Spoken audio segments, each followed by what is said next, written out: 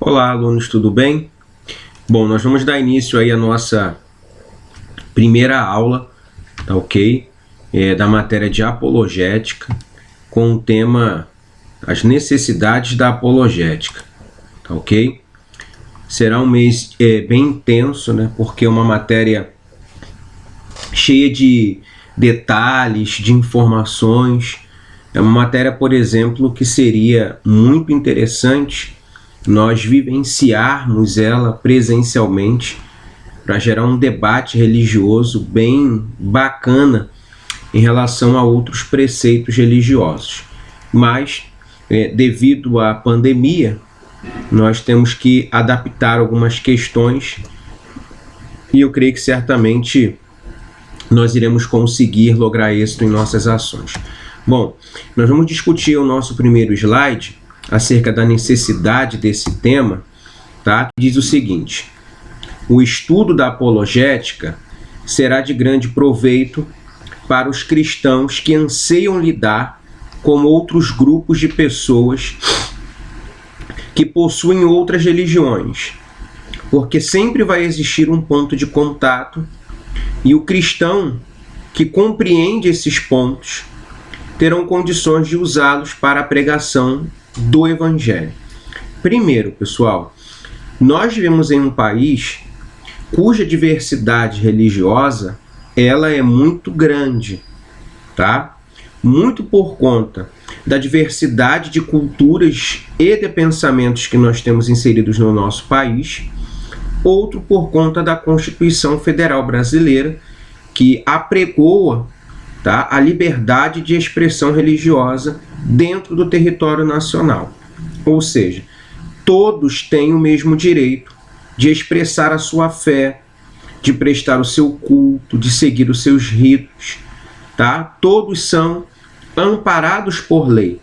A mesma autorização que uma igreja tem de funcionar, um centro de umbanda, de candomblé também tem, né? Uma loja da maçonaria também possui. Então todos nós estamos dentro desse mesmo barco, tá? Então, por lei e por ética, é claro, né? Todos os preceitos religiosos podem se manifestar. É difícil, por vezes, nós aceitarmos uma determinada ideia, por quê? Porque nós nos apropriamos de um princípio religioso e declaramos que ele é o verdadeiro, que no nosso caso é o cristianismo, né? Nós achamos que nós somos os donos da verdade e que Deus só se manifesta por meio das igrejas e por aí vai. Só que isso não é uma verdade, tá? Deus ele tem as suas multiformas de trabalhar, de se manifestar, tá? Na perspectiva de prestar o auxílio a um outro ser humano. Em questões salvíficas, pessoal, aí nós entramos dentro de uma outra perspectiva, dentro de um outro aspecto, que não vale a pena nós discutirmos por enquanto dentro desses nossos slides, tá bom? Mas no Brasil nós temos essa liberdade de expressão religiosa. Deixa eu pegar uma canetinha aqui para ficar melhor aqui para a gente pontuar algumas situações. Então nós estamos aqui, né? Nós temos diversas religiões e isso é interessante você compreender a apologética. Por quê? Porque todas as religiões têm o seu ponto de contato aqui, ó. Tá vendo? Ponto de contato. Que ponto de contato é esse? É aquilo que nos une, aquilo que nos aproxima, tá? Você pega, por exemplo, as igrejas evangélicas de cunho protestante. Elas pensam doutrinariamente das igrejas católicas, mas ambas têm um ponto de contato que é Cristo. A igreja protestante, ela tem a sua doutrina diferente, por exemplo, do espiritismo apregoado por Kardec, mas existe um ponto de contato que é Cristo, eles também apregoam Cristo lá. Você vai para um centro de umbanda, eles também trazem a ideia de que Cristo é o cabeça, de que ele é o dono de todas as coisas, de que abaixo dele todos estão. Então nós encontramos ali o ponto de contato. A grande ideia da apologética é justamente essa, é você encontrar o ponto de contato, tá? Ao invés de atacar os pontos errados que eles possuem.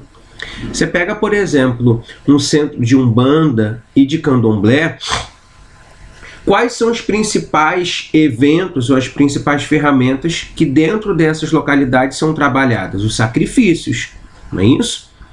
Então, por meio desses sacrifícios, eles realizam um ato de purificação, de perdão de pecados, do afastamento de espíritos malignos, da assolação das mazelas. Tudo isso é feito dentro de um centro de Umbanda e também de um centro de Candomblé. Qual seria o nosso ponto de contato? O ponto de contato é Cristo. É apresentar para essas outras religiões, que no caso citado aqui é a Umbanda e o Candomblé, que eles não necessitam mais de executar esses sacrifícios. Haja vista que este sacrifício já foi feito por um personagem que eles conhecem bem, chamado Jesus Cristo. Então, quando eu apresento o sacrifício salvífico de Cristo para um umbandista, para aquele que dialoga com o Candomblé, eu consigo, tá, demonstrar para ele a pessoa de Jesus. Se eu vou conseguir convertê-los ou não, pessoal, isso já não é minha função. A função do convencimento é dada ao Espírito Santo. A função de se apregoar a palavra é dada a nós. Então, cabe ao homem pregar, fazer o seu papel, encontrar o ponto de contato, e o Espírito Santo convencer o homem do pecado, da justiça e também do juízo. Então, a necessidade da apologética se dá por conta desta situação, tá? De eu começar a aprender e encontrar os pontos de contato existentes dentro de cada preceito religioso. Tá ok? Sigamos aí. A vantagem do apologista cristão, que somos nós, é claro, né? A vantagem é a de não se deixar levar por ideologias ou filosofias que não sejam aquelas provindas da palavra de Deus. Com isso, ele ou ela conseguirá seguir seu caminho, olhando sempre para o que está à sua frente, em termos de enfatizar o Evangelho de Jesus Cristo. Então, qual é a vantagem, tá, da apologia ou do apologista cristão? É que ele não é levado por ideologias e vãs filosofias. Que ideologias são essas, pessoal? Bom, dentro do nosso cenário, né, a ideologia política é uma dessas perspectivas. A política, ela é importante? Sim, ninguém vive sem política, tá? Até porque onde existem duas pessoas, existe a necessidade de se fazer política, tá? A política é aquilo que vai normatizar, né? Vai conceder àquele grupo de pessoas direitos e deveres. Logo, política, ela é necessária. Agora, quando uma ideologia política, tá, se lança para falar por Cristo, aí você, como apologeta, tem que se apresentar e não beber dessa fonte. Hoje nós vivemos isso, né? Parece que quem é do partido de esquerda serve a Satanás e quem é de partido de direita serve a Deus. E dentro desses critérios a Bíblia não se manifesta, pessoal. Existem muitas características da esquerda que vão dialogar com a Bíblia Sagrada, como a questão do assistencialismo, né? Como a questão da ajuda aos mais necessitados. Muitas questões da direita vão dialogar com a palavra de Deus. Assim como muitas questões da esquerda e da direita não competem com a narrativa bíblica. Então, se eu for me apegar a uma ideologia política e utilizar a Bíblia Sagrada para poder dar amparo à minha visão, eu vou estar fazendo ali uma autoteologia. E autoteologia não é teologia. Eu vou estar interpretando um texto bíblico ao meu bel prazer para me proporcionar algum tipo de razão. E Deus não se encontra dentro desse cenário, tá? A Bíblia Sagrada, por exemplo, ela é a mãe de todas as heresias. É por meio da Bíblia, por exemplo, que o nosso amigo Diácono aí foi congregar lá na Contemporânea, não é isso? A Bíblia ela é a raiz de todos os males, para aqueles que interpretam ela ao seu bel prazer. Quando ela é interpretada, tá, de acordo com as verdades absolutas que nela estão inseridas, aí ela gera produtividade. Outra ideia é não se deixar levar-se por vãs filosofias, tá? A filosofia é o processo de desconstrução de uma determinada informação, tá?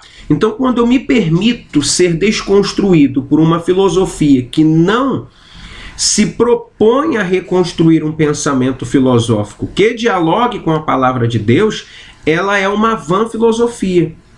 Então, quando eu entendo a apologia, o sistema apologético, né?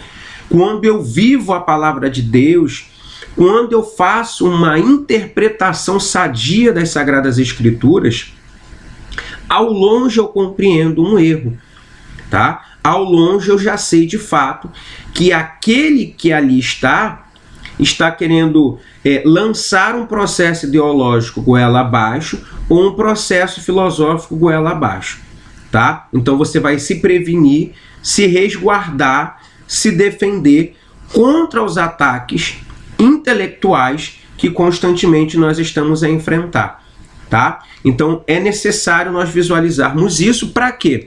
Para que nós venhamos a ter forças para apregoar, né, o Evangelho de Cristo Jesus. Foquem nessa ideia. O Evangelho é de Jesus Cristo. Não é enfatizar o Evangelho da sua denominação. Porque se você enfatiza o Evangelho da sua denominação, do seu preceito congregacional, você também está apregoando uma ideologia. Você também está lançando vãs filosofias. O Evangelho de Jesus Cristo está condicionado a amar ao Senhor teu Deus de toda a sua força, com todo o seu entendimento e coração, e ao teu próximo como a ti mesmo. Esse é o Evangelho de Jesus Cristo.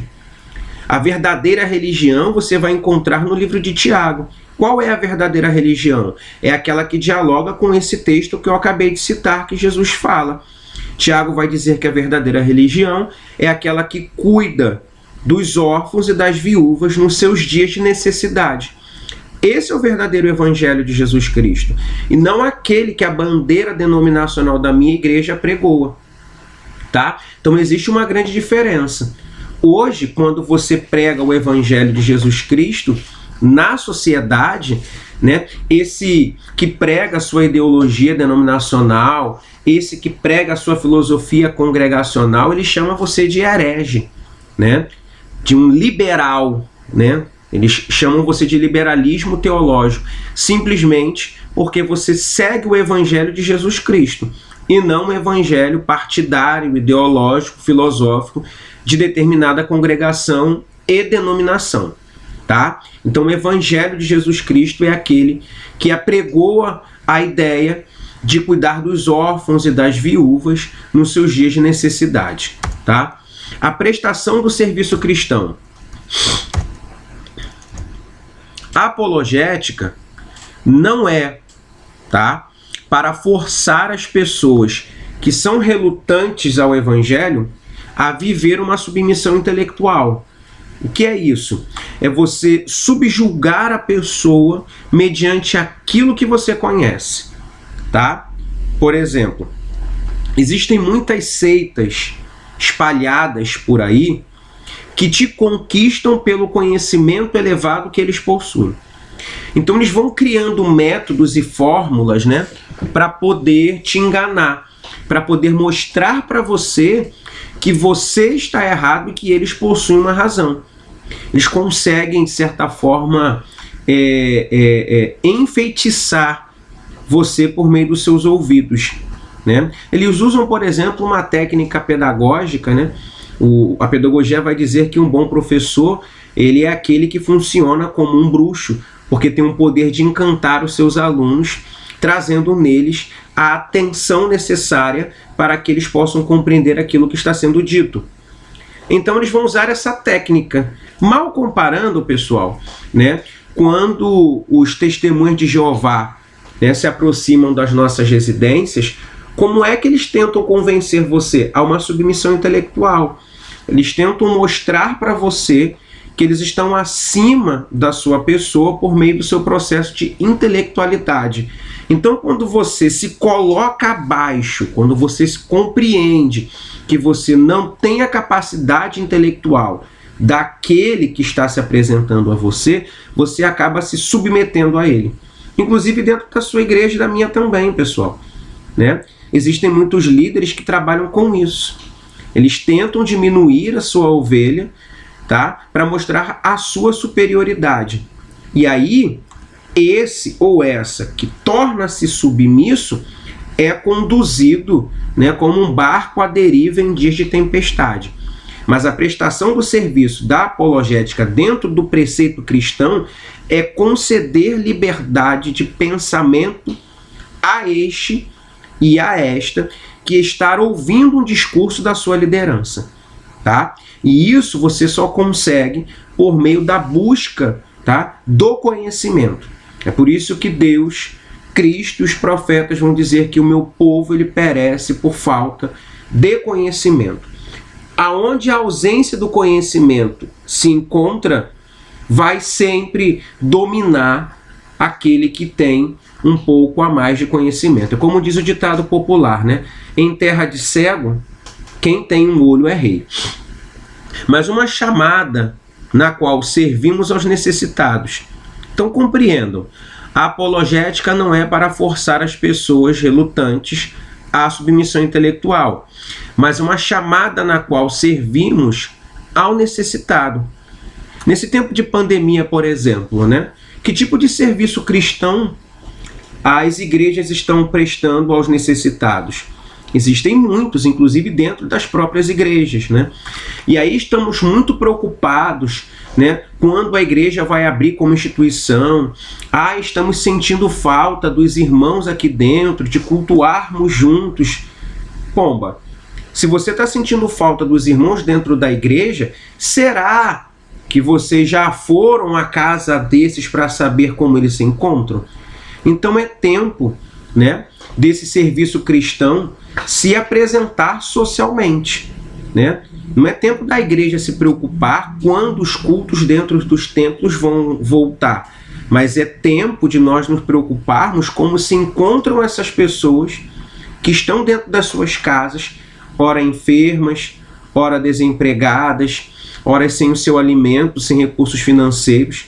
Então esse é o tempo da igreja de orar também, mas principalmente de prestar o serviço, né, aos mais necessitados que estão ao redor da sua igreja e que fazem parte daquela congregação, tá ok? Tanto com a ajuda financeira, com a ajuda dos alimentos, né, como também a ajuda espiritual, por meio da palavra, da oração. Nós não temos respostas para tudo. Nesse momento, por exemplo, o maior papel da igreja dentro da prestação de um serviço aos mais necessitados, dentro da área psicológica, é inserir dentro deles uma palavra que dê ânimo aos mesmos, tá ok? Sigamos. Temos que fazer o trabalho da apologética como servos incansáveis da verdade. Falemos a verdade em amor, tá? E aí nós vamos citar em Efésios capítulo 4, versículo 15, que vai dizer o seguinte: pelo contrário, falando a verdade com espírito de amor, cresçamos em tudo, até alcançarmos a altura espiritual de Cristo, que é o cabeça. Eu vou ler o 16 também, já que vocês são tudo desviados, não lê Bíblia, eu vou ler para vocês um pouquinho. E é Ele, Cristo, né, quem faz com que o corpo todo fique bem ajustado e todas as partes fiquem ligadas entre si por meio da união de todas elas. É assim, cada parte funciona bem e o corpo todo cresce e se desenvolve por meio do amor. Então essa verdade falada em amor é totalmente contrária, né, àquelas palavras de exortação dura que alguns líderes têm por costume lançar, né, a ponto de por vezes chamar o ouvinte de vagabundo, né? E outros termos extremamente amorosos, só que não. Então, olha o que Paulo está querendo nos ensinar. Que a verdade acerca de Cristo Jesus, ela tem que ser pronunciada com amor. Porque quando ela é pronunciada com amor, Cristo trabalha. E é Ele, e não nós, tá? Que vão fazer com que todas as partes do corpo possam trabalhar, perdão, possam trabalhar em unidade, tá? Então essa verdade a ser expressada, ela tem que ser em amor. Haja vista, pessoal, que o povo está arrebentado, né? O povo está sofrido, precisando de um afago, de um direcionamento. Eu acho que de pancada a vida já está tomando muito bem esse papel. Então, se nós, como igreja, como servos de Deus, como cristãos que somos, não nos manifestarmos nessa sociedade com uma outra ferramenta, com outro diálogo, né, vai ficar difícil dessa sociedade ter a sua mudança. Como nós falamos no slide passado, né, que é a prestação do serviço cristão, que é a ideia, né, de apregoar o Evangelho de Jesus Cristo. O Evangelho de Jesus, para aqueles que estavam fora do preceito religioso, era apregoado com amor e não apregoado com ódio. Esse discurso de ódio, ele não é válido, não é produtivo, tá? Para aqueles que estão do lado de fora. O mundo já faz isso. Se nós realizarmos as mesmas ações que o mundo realiza, que diferença terá entre o crente e o não crente? Tá ok? Então eu termino aqui nessa nossa primeira aula, do nosso primeiro slide aí, e vamos seguir os nossos ensinos e as nossas aulas. Então, que Deus abençoe a vida dos irmãos, em nome de Jesus, amém.